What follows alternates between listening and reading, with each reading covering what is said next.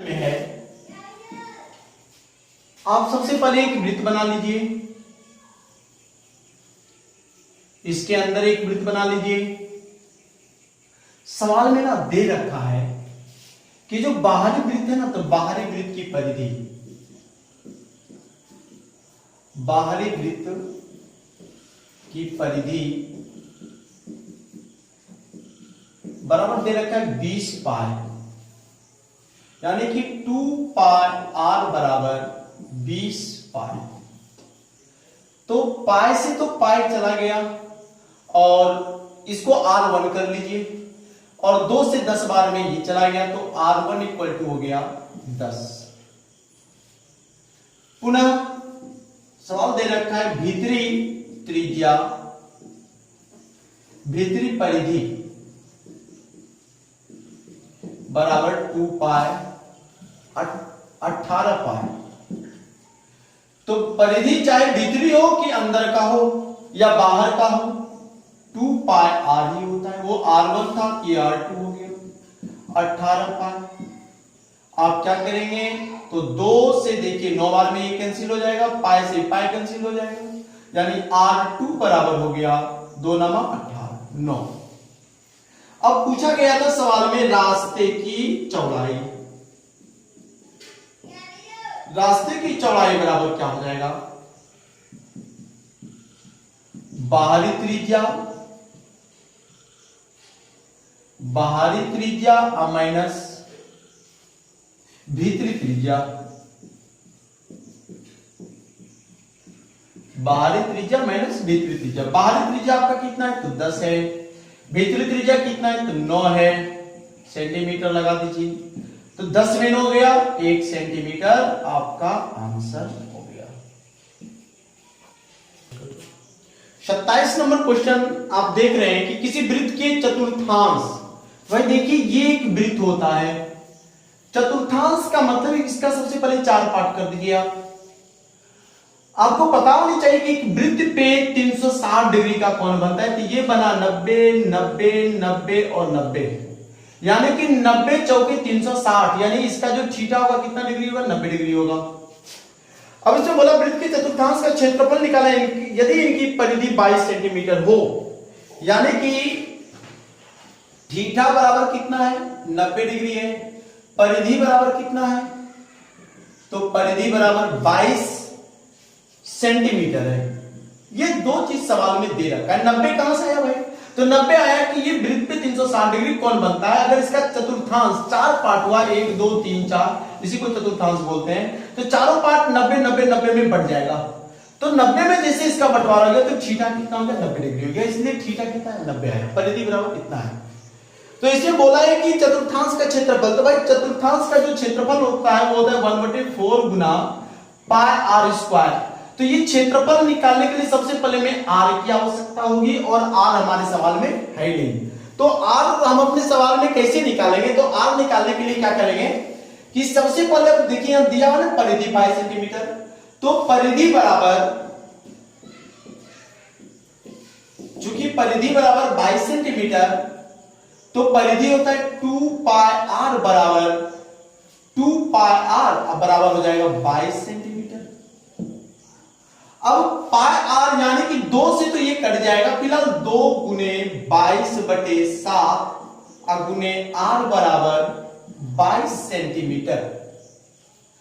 अब देखते हैं कि ये 22 से 22, 2 पाई आर बराबर 22 है, तो 22 से 22 आपका कैंसिल हो जाएगा, और ये हो जाएगा क्या, तो ये हो जाएगा देखिए यहां पे 2r/7 बराबर 1 सेंटीमीटर।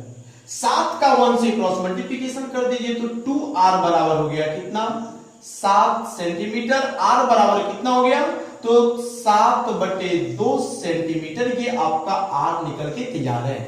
अब देखिए हमको चतुर्थांश के क्षेत्रफल में निकालना था 1/4 गुना पाई स्क्वायर, तो आप लिखेंगे चूंकि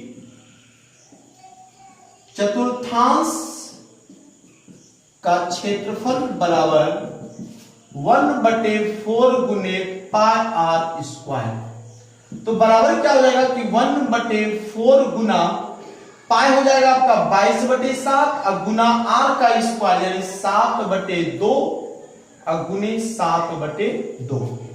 तो 7 से 7 कैंसिल हो जाएगा, 2 से 11 बार में ये कैंसिल हो जाएगा। फिलहाल कुछ भी कैंसिल नहीं होने वाला, तो 11 7 77 हो जाएगा और 4 दूनी 8 हो जाएगा, ये सेंटीमीटर का स्क्वायर हो जाएगा। चतुर्थांश का जो क्षेत्रफल होगा 77/8 सेंटीमीटर स्क्वायर हो जाएगा। अगर आप चाहें तो 8 से 77 का भाग भी कर सकते हैं, तो 8 नमा 72 हो जाएगा।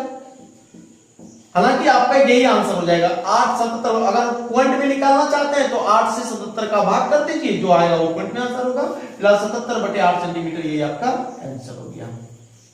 27 नंबर क्वेश्चन है कि ताश की गड्डी से एक पत्ता यदि यादृच्छा निकाला जाता है तो बेगम की प्रायिकता क्या होगी। वही देखिए, ताश की एक गड्डी है, क्वेश्चन नंबर 28 है।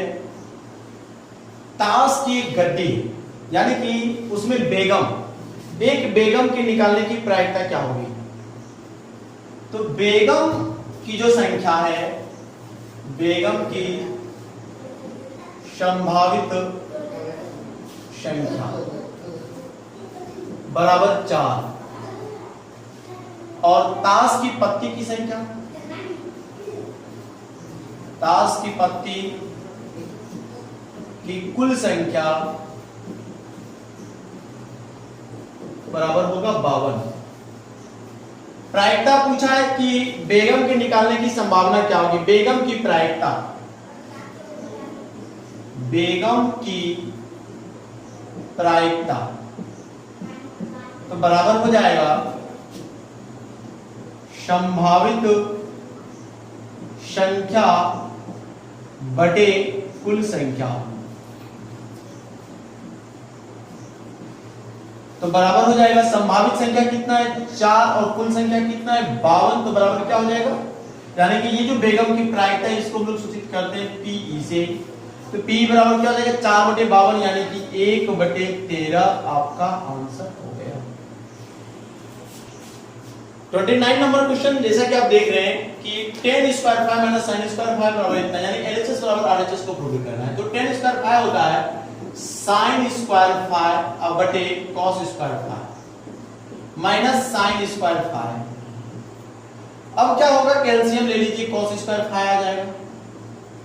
cos स्क्वायर 5 से cos स्क्वायर 5 1 आया, 1 से sin स्क्वायर 5 आएगा, अब माइनस ये आ जाएगा आपका 1, तो 1 से cos स्क्वायर 5 यानी कि sin square 5 into cos square 5, दोनों से कॉमन आ जाएगा sin स्क्वायर 5 इनटू यहां बच गया 1, अब माइनस इधर बच गया cos स्क्वायर 5 बटे क्या बच गया, तो cos स्क्वायर 5, यानी कि आपके पास हो गया sin स्क्वायर 5 और ये sin स्क्वायर 5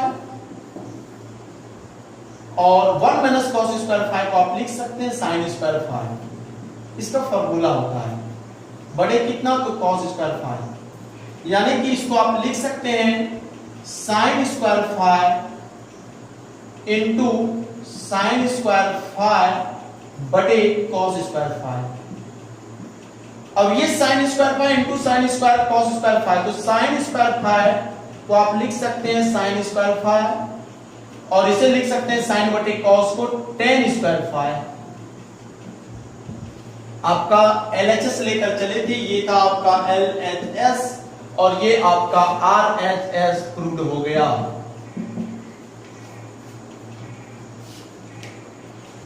क्वेश्चन नंबर 30 में देख रहे हैं sin 25 degree cos 65 degree cos 25 degree sin 25। इसमें क्या करना है ना, इधर cos को तोड़ दीजिए, sin छोड़ दीजिए, इधर sin तोड़ दीजिए, cos छोड़ दीजिए, तो क्या होगा कि sin को अगर आप छोड़ देते हैं तो sin 25 डिग्री इनटू cos आप लिखेंगे cos 90 डिग्री अब माइनस 25 डिग्री, 90 में 25 घटाइएगा तो 65 आएगा, plus cos 25 degree into sine 90 degree अब माइनस 25 डिग्री, तो बराबर हो जाएगा फिर से 65। अब ये है sine 25 degree into cos 90 minus theta का मतलब होता है साइन थीटा, यानी साइन 25 डिग्री अब प्लस cos 25 डिग्री का मतलब यहां cos तो रह गया, साइन 90 माइनस थीटा होता है cos 25 डिग्री, यानी कि साइन साइन का हो गया साइन स्क्वायर 25 डिग्री,